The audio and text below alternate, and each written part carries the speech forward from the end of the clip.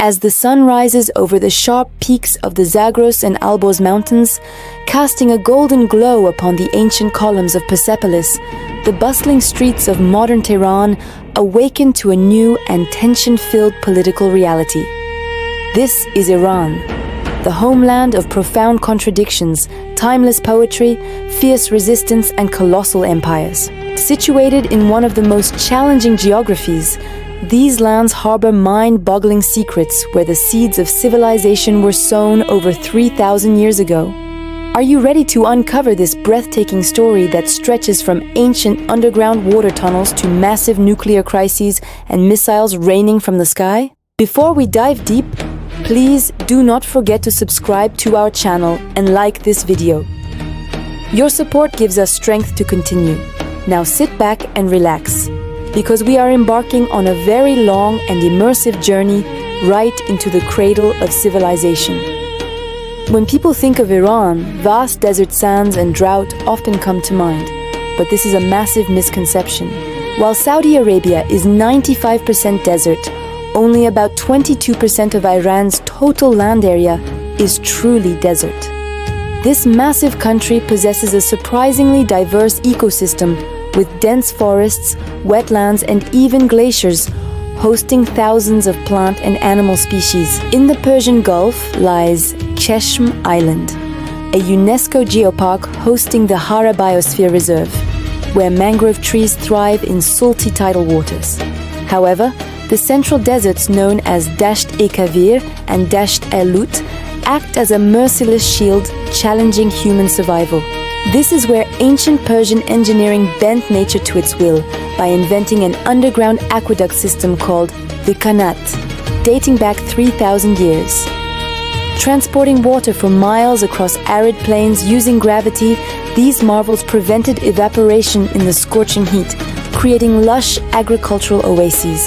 They also directed cool air from the Qanats into summer rooms using wind catcher towers, dropping indoor temperatures by more than 15 degrees. They even built massive domed underground refrigerators called yakhchals to store winter ice throughout the scorching summer heat. Today, there are still over 34,000 active Qanats in Iran, honoring this unparalleled engineering brilliance that's spread across the globe. What keeps this geography alive is its people. With over 93 million residents, Iran is a massive demographic power on a global scale.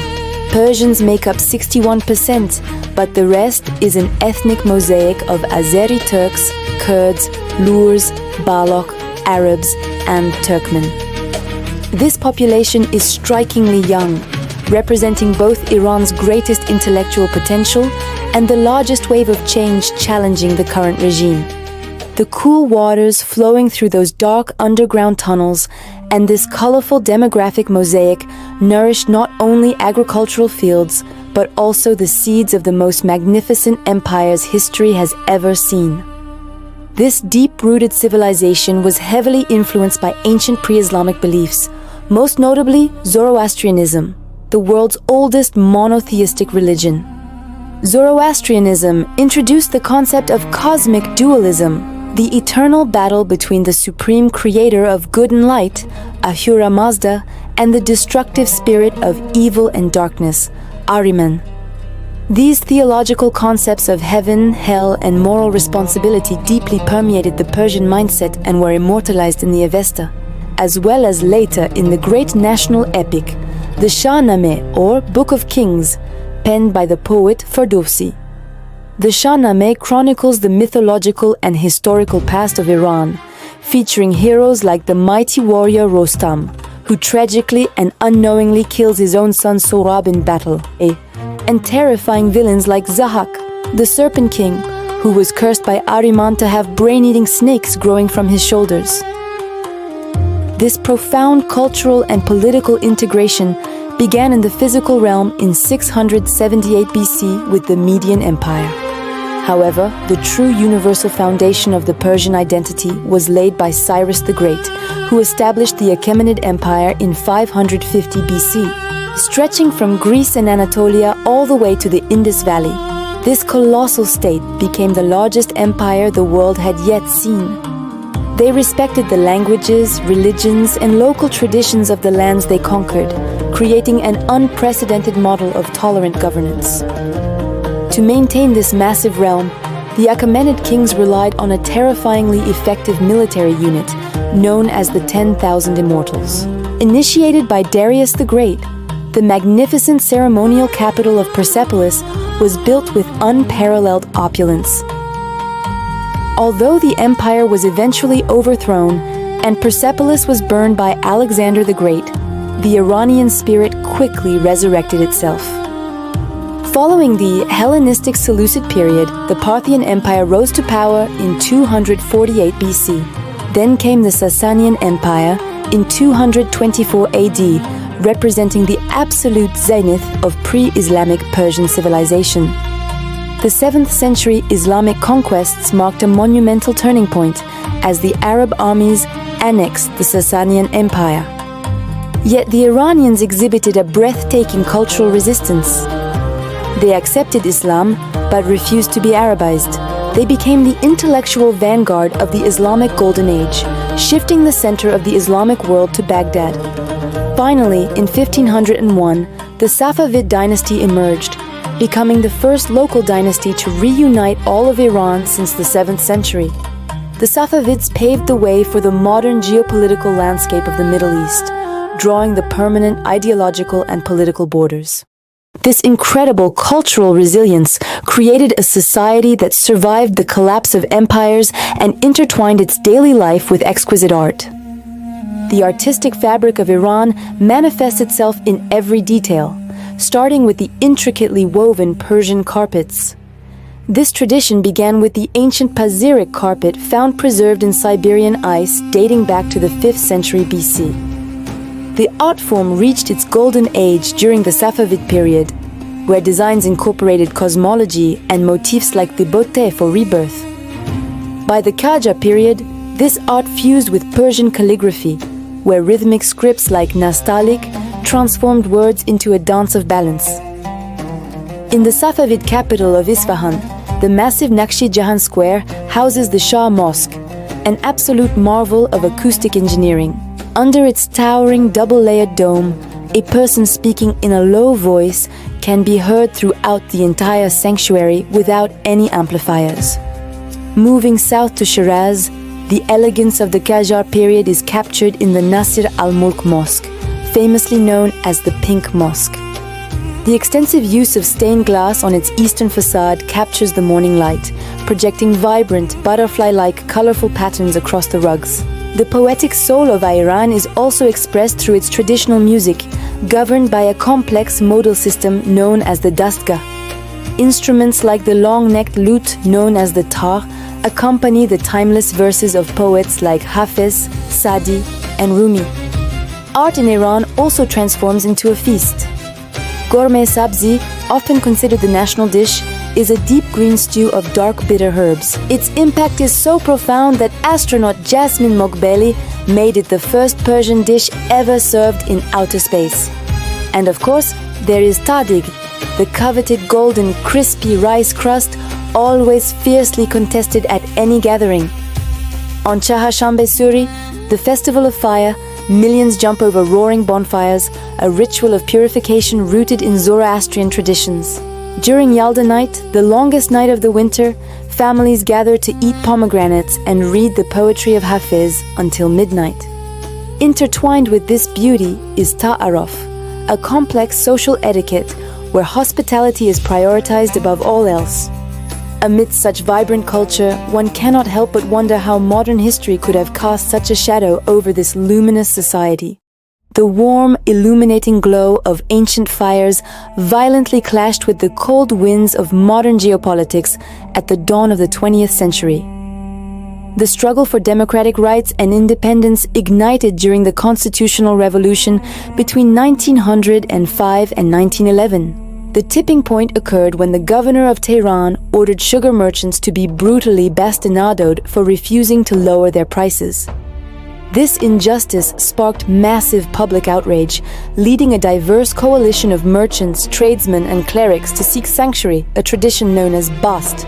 They moved from local mosques to the British legation, swelling to a crowd of 14,000 protesters in an unprecedented wave of civil disobedience. This forced the ailing Qajar monarch, Muzaffar al-Din Shah, to yield, resulting in the establishment of a national assembly known as the Majlis. The promulgation of the region's first constitution effectively limited the absolute power of the monarchy for the first time in Persian history. However, this democratic dream was fragile and shattered when the country's massive oil reserves whetted the appetite of Western imperial powers. In 1953, the democratically elected Prime Minister Mohammad Mossadegh, who had nationalized the oil industry to end British exploitation, was overthrown. British intelligence convinced the American administration that Mossadegh's policies would lead to an economic collapse and a communist takeover. Consequently, the CIA and MI6 orchestrated Operation Ajax, utilizing false flag attacks, paid violent street protesters, and bribes to military officials. The successful coup restored the autocratic rule of Shah Mohammad Reza Pahlavi, but it inflicted a devastating psychological wound on the Iranian populace. The destruction of their democratic aspirations forever destroyed public trust in the West, planting the seeds of deep-seated anti-Americanism. The Shah's rule was marked by rapid modernization fueled by oil wealth, but coupled with severe political repression and staggering royal extravagance. The pinnacle of this disconnect occurred in October 1971, at the 2500th anniversary of the Persian Empire at Persepolis. The regime constructed an opulent tent city in the desert to showcase modern Iran's prestige to over 60 foreign heads of state. The catering by Maxims of Paris included quail eggs with Caspian caviar and roasted peacock, toasted with 1959 Dom Perignon Rosé. While the Shah viewed this as a triumphant display, the massive expenditure amid widespread poverty served only to enrage the public and religious opponents. The anger accumulated from decades of autocratic rule and imperial trauma eventually gave birth to the 1979 Islamic Revolution. The coalition was quickly consolidated under the charismatic and uncompromising leadership of the exiled cleric Ayatollah Ruhollah Khomeini. Following the Shah's flight from the country, the armed forces declared neutrality, and the monarchy collapsed on February 11, 1979. Khomeini swiftly established a theocratic Islamic republic based on the concept of the guardianship of the Islamic jurist. The definitive rupture with the outside world occurred on November 4, 1979, when radical students stormed the United States Embassy. They took more than 50 American diplomats and citizens hostage, holding them in captivity for 444 agonizing days. This hostage crisis paralyzed the Carter administration, triggered international sanctions, and cemented Iran's status as an adversary of the West. The 8-year Iran-Iraq War, initiated by Saddam Hussein's invasion in 1980, further traumatized the population but consolidated the new regime. This era shaped the highly militarized and security-obsessed nature of the Islamic Revolutionary Guard Corps that rules Iran today. Fast forward to the years 2025 and 2026, this ongoing struggle for existence and the crushing weight of international sanctions dragged the country into one of the most severe internal fractures in its modern history. The Iranian economy entered a state of catastrophic freefall. Broad monetary expansion caused liquidity to surge by over 40% in a single year, hypercharging inflation. Food prices skyrocketed past 70%, and the national currency, the rial, depreciated by an astounding 75%, sinking to record lows of nearly 1.5 million rials to the US dollar. Even Iran's shadow fleet of oil tankers, designed to smuggle sanctioned crude oil primarily to China, began to fail as Western enforcement tightened. Daily oil discharges to Chinese ports plummeted, leaving more than 170 million barrels of unsold Iranian crude stranded at sea on idling supertankers. Driven by absolute economic desperation and fury, massive anti-government protests erupted in late December 2025, starting with shopkeepers in Tehran. The state's response was brutally uncompromising. Employing digital surveillance, internet blackouts, and heavily armed security forces, the regime suppressed the uprising. Fighting a ruthless war against its own people from within, the regime simultaneously became the target of a devastating external war over its nuclear activities. On the dark morning of February 28, 2026, at exactly 1:15 a.m., the geopolitical fabric of the Middle East was torn apart. U.S. President Donald Trump, acting in coordination with Israeli Prime Minister Benjamin Netanyahu, authorized Operation Epic Fury and Operation Roaring Lion. This new offensive was unprecedented. Utilizing cyber warfare to blind air defenses, over 100 U.S. aircraft and Tomahawk missiles unleashed a rain of fire. Within the first 10 days, combined forces struck more than 5,000 targets across 30 provinces, obliterating missile facilities and drone launch sites. The Iranian military suffered catastrophic losses. At least 3,000 military personnel were killed, and more than 50 naval vessels were damaged. But the most defining moment occurred in Tehran. A precision decapitation strike annihilated the compound of the supreme leader, killing Ayatollah Ali Khamenei. The Iranian military's capacity to retaliate collapsed dramatically. The launch rate plummeted by a staggering 92% by day 10. However, the human cost was catastrophic. In Minab, a missile struck a girls' school next to a naval base, ending the lives of nearly 170 children. This incident exposed the terrifying collateral cruelty of modern conflict, leaving a scar on the nation that technology could not heal. Trauma specialists noted a bizarre phenomenon. Some citizens secretly celebrated the falling bombs, viewing them not as an invasion, but as a violent liberation.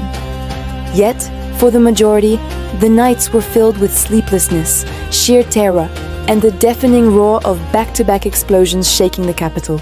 As the thick smoke cleared over the ruins of Tehran, the shockwaves of this unprecedented war began to violently shake the foundations of the global economy. Stripped of its conventional military capacity and facing an existential threat, Iran pulled the trigger on its ultimate asymmetric geopolitical weapon, the closure of the Strait of Hormuz. This narrow maritime passage, measuring only 34 kilometers at its tightest point between Iran and Oman, is the absolute lifeline of global trade. Approximately 20 million barrels of oil and 20% of all global liquefied natural gas trade transit through its slim shipping lanes every single day. Following the assassination of Ali Khamenei, the Islamic Revolutionary Guard Corps issued a stark radio warning that no vessels would be allowed to pass. Iran did not need a massive naval armada. By conducting targeted strikes on tankers and attempting to deploy naval mines, Tehran weaponized the insurance markets. War risk insurance premiums for transiting the strait skyrocketed to 0.4% of a ship's total value, adding hundreds of thousands to every voyage. Tanker traffic plummeted by nearly 90% in a matter of days, and the price of Brent crude oil spiked overnight to $119.50 a barrel. This severe disruption pushed energy-dependent nations across Asia and Africa toward the brink of a massive inflation crisis, threatening global food security. Meanwhile, the axis of resistance, Hezbollah in Lebanon, the Houthis in Yemen, and Shia militias, was left in absolute strategic disarray. With their commander-in-chief dead and logistical arteries from Tehran degraded, the alliance fragmented into isolated islands, fighting desperate, localized battles. To fill the power vacuum, Mojtaba Khamenei, the Shadow Prince, was swiftly selected by the Assembly of Experts as the third supreme leader. Lacking traditional religious credentials, Mojtaba's authority relies entirely on his deep, secretive alliances with the Revolutionary Guard and the intelligence apparatus. His roots in the security establishment date back to his teenage years, where he forged lifelong loyalties with future intelligence chiefs like Hossein Tib. Operating behind the scenes for decades as a gatekeeper, Mojtaba orchestrated violent crackdowns on dissent and heavily patronized the ultra-conservative factions. By elevating a figure through quasi-hereditary succession, the regime shattered its own mythology. which had explicitly rebelled against the dynastic rule of the Shah. Under Mujtaba's rule, the country shifted into a highly militarized security oligarchy, bound to pursue vengeance and deepen ties with Russia and China. Amidst all this devastating destruction and the weight of 3 millennia of history, can the Iranian people build a democratic future after this collapse? Or will the dark militarized shadows of the past continue to rule over this ancient geography? Share your thoughts in the comments below. Goodbye.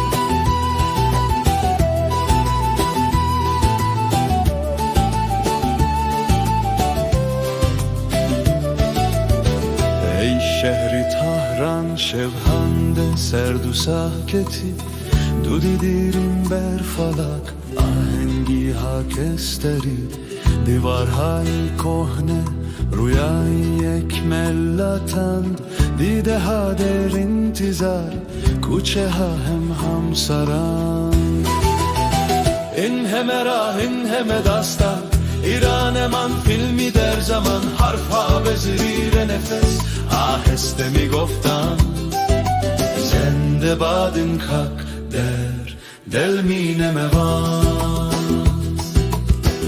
از شیراز تا تبریز باد در هوش شب شعر حافظ در هوا گاتی باران و شب باغهای نارنج و نار بوی عطر بکر مثل دیوانهای اسکی همچون آینه در داور این همه راه این همه داستان ایران من فیلمی در زمان حرفها به زیر نفس آهسته میگفتم زنده باد این خاک در دل می نموان ساراهای لود آتش در سینه خاموش دریای خزار ناله های موج بهوش در چشم کودکی کو امید مثل سحر روشنی نامای تو نمی شود هیچ قدر